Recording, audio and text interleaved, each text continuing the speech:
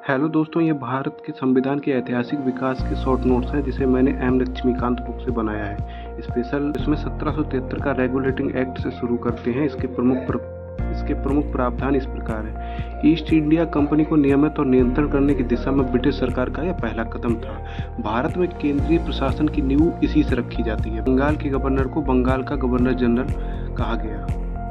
इसके साथ ही 4 सदस्यीय परिषद का भी गठन किया गया। मद्रास और बम्बई के गवर्नर को बंगाल के गवर्नर के अधीन किया गया। इसके तहत कलकत्ता में 1774 में एक उच्चतम न्यायालय की स्थापना का प्रावधान किया गया, जिसमें एक मुख्य न्यायाधीश और तीन अन्य न्यायाधीश का प्रावधान था। कर्मचारी के निजी व्यापार और भारतीयों से उपहार व रिश्वत लेने पर प्रतिबंध लगाया गया। कोर्ट ऑफ डायरेक्टर द्वारा कंपनी पर नियंत्रण सशक्त हो गया।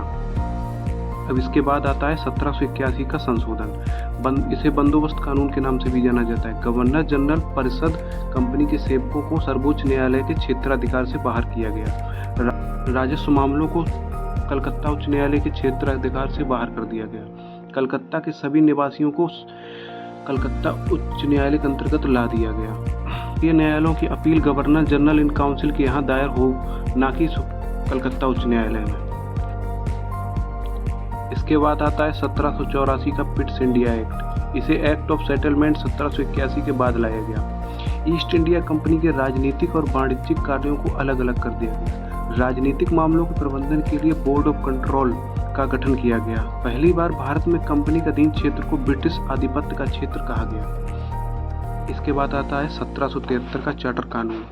लॉर्ड कॉर्नवालिस को दी गई काउंसिल के निर्णयों के ऊपर अधिभावी शक्ति को भविष्य के सभी गवर्नर जनरल तक विस्तारित कर दिया गया। व्यापारिक एकाधिकार को 20 वर्षों तक बढ़ा दिया गया। कमांडर इन चीफ के गवर्नर जनरल काउंसिल के सदस्य होने का अनिवार्यता समाप्त कर दी गई। बोर्ड ऑफ कंट्रोल के सदस्यों कर्मचारियों को भारतीय राजस्व से वेतन दिया जाएगा, ऐसा प्रावधान किया गया। चार्टर कानून। इसके बाद आता है चार्टर कानून 1813। ईस्ट इंडिया कंपनी का व्यापारिक एकाधिकार समाप्त कर दिया गया। कंपनी शासित क्षेत्रों पर ब्रिटेन के राजा की प्रभुता को प्रकटवा स्थापित किया गया। ईसाई मिशनरियों को भारत में अनुमति मिली प्रचार प्रसार करने की। ब्रिटिश इलाकों के बासिंदों के बीच भारत में पश्चिमी शिक्षा प्रसार की अनुमति दी गई। स्थानीय सरकारों को कर लगाने के लिए अधिकृत किया गया। के बाद आता है चार्टर एक्ट 1833। बंगाल के गवर्नर जनरल को भारत का गवर्नर जनरल कहा गया। पहला गवर्नर जनरल विलियम बेंटिक था। मद्रास बम्बई के गवर्नरों को विधायिका संबंधी शक्ति से वंचित कर दिया गया। गवर्नर जनरल को पूरे ब्रिटिश भारत में विधायिका के असीमित अधिकार दिए गए।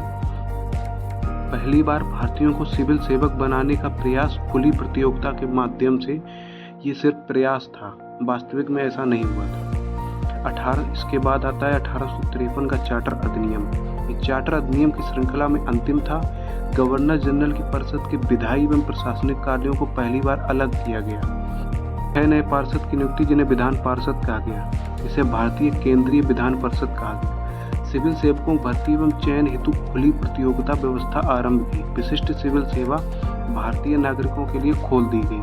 1854 में मैकाले समिति इसी के लिए गठित की गई थी। प्रथम बार भारतीय केंद्रीय विधान परिषद में स्थानीय प्रतिनिधित्व प्रारंभ किया गया।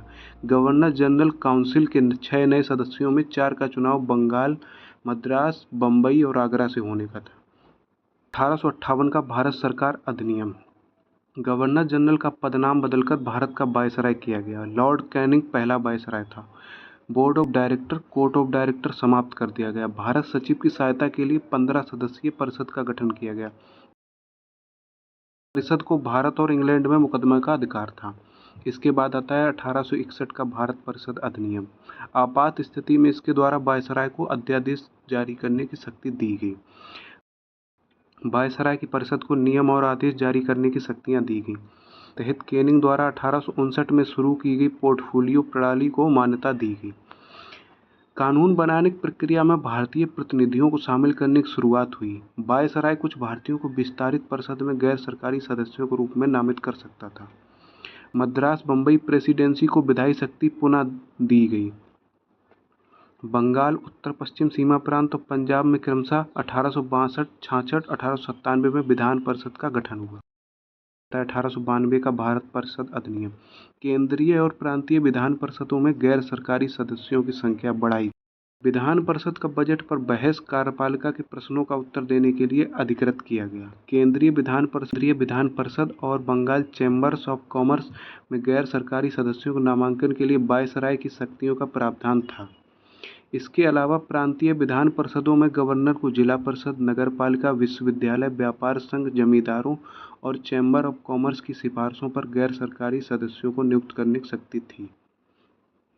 इसके बाद आता है 1909 का भारत परिषद।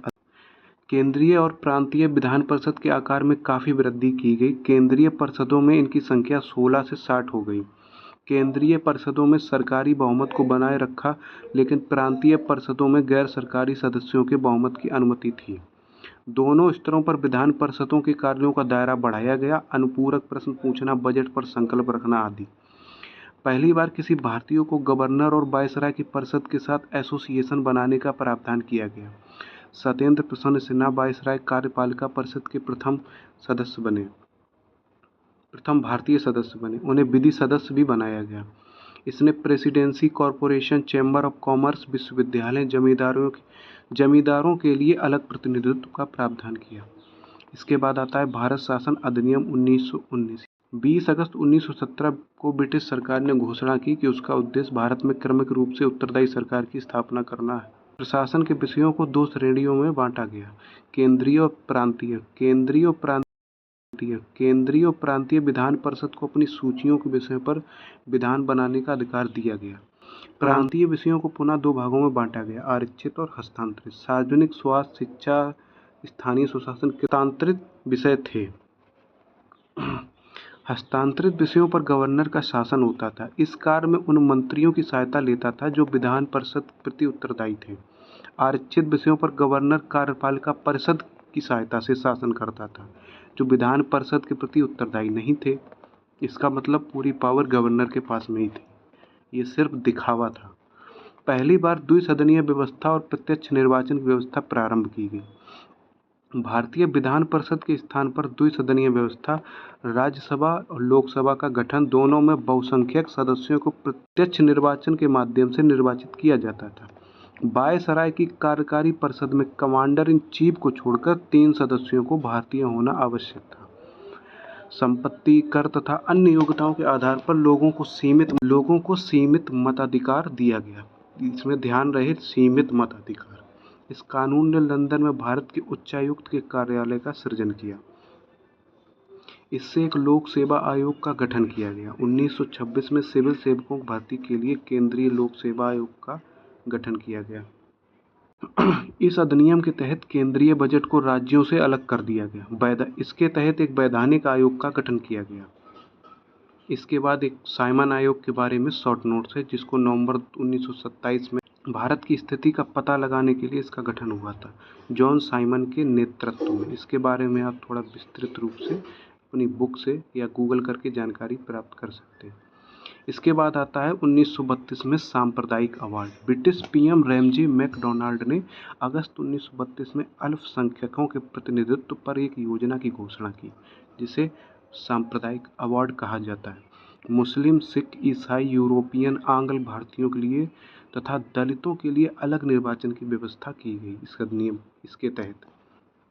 अब बहुत ही महत्वपूर्ण अधिनियम आता है, जिसे भारत शासन अधिनियम 1935 कहते हैं। अधिनियम भारत में पूर्ण उत्तरदायी सरकार के गठन में एक मील का पत्थर। इसमें 321 धाराएं, 10 अनुसूचियां थीं। अखिल भारतीय संघ की स्थापना का प्रावधान था, जिसमें राज्य और रियासतों को एक इकाई की तरह माना गया। संघीय सूची में 59 विषय, राज्य सूची में 54 विषय, समवर्ती सूची में 36 विषय थे। शक्तियां वायसराय को प्राप्त थीं। यह संघीय व्यवस्था कभी अस्तित्व में नहीं आई, क्योंकि देशी रियासतों ने शामिल होने से इनकार कर दिया था। प्रांतों में द्वैध शासन समाप्त कर दिया गया। प्रांतीय स्वायत्तता का शुभारंभ किया गया। राज्यों में उत्तरदायी सरकार की स्थापना की गई। गवर्नर को राज्य विधान परिषद के लिए उत्तरदायी मंत्रियों की सलाह पर कार्य करना था। यह अनिवार्य था, लेकिन यह 1937 में शुरू हुआ, 1939 में खत्म हो गया। केंद्र में द्वैध शासन प्रणाली प्रारंभ हुई। परिणामतः स्थानांतरित और आरक्षित विषयों में विभक्त किए गए विषय। यह लागू नहीं हुआ, लेकिन यह महत्वपूर्ण था, यह लागू नहीं हुआ। इसको आप अंडरलाइन करना कहीं पर भी। 11 राज्यों में 6 में 11 राज्यों में से 6 में द्विसदनीय व्यवस्था प्रारंभ की गई। बंगाल, बम्बई, मद्रास, बिहार, संयुक्त प्रांत और असम। दलित वर्गों के लिए एक निश्चित संख्या में सामान्य सीटें आरक्षित की। महिलाओं और श्रमिकों को विशेष प्रतिनिधित्व भी दिया। परिषद को समाप्त कर दिया गया। इसके तहत मताधिकार विस्तार हुआ। 10% जनसंख्या को ही केवल मताधिकार मिला। देश की मुद्रा और साख पर नियंत्रण के लिए भारतीय रिजर्व बैंक की स्थापना की गई।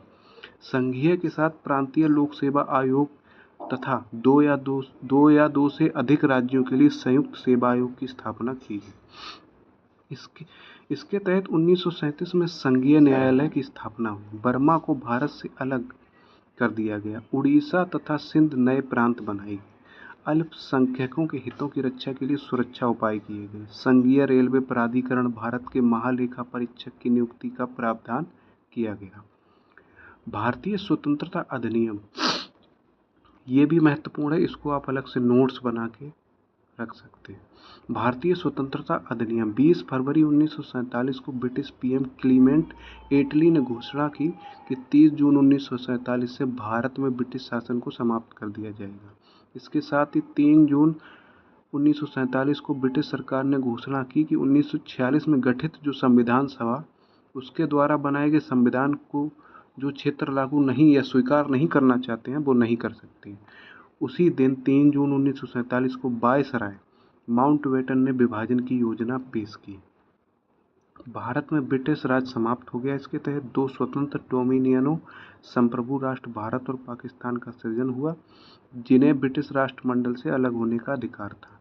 वायसराय का पद समाप्त हो गया। दोनों डोमिनियन में गवर्नर जनरल का पद का सृजन किया गया।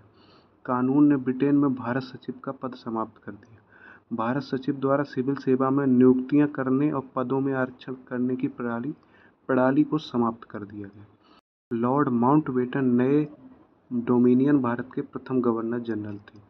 जवाहरलाल नेहरू को पहले पीएम के रूप में शपथ दिलाई थी। अगर आपको इसकी पीडीएफ चाहिए होगी तो मैं टेलीग्राम की लिंक डिस्क्रिप्शन में दे दूंगा। आप ग्रुप ज्वाइन करके इसकी पीडीएफ ले सकते हैं। वीडियो कैसा लगा एक बार कमेंट में ज़रूर बताएं। आपको ऐसे ही एम लक्ष्मीकांत के मॉडर्न इंडिया जो स्पेक्ट्रम बुक है और जियोग्राफी के इम्पोर्टेंट शॉर्ट नोट इस चैनल पर आते रहेंगे। कृपया सब्सक्राइब जरूर करें।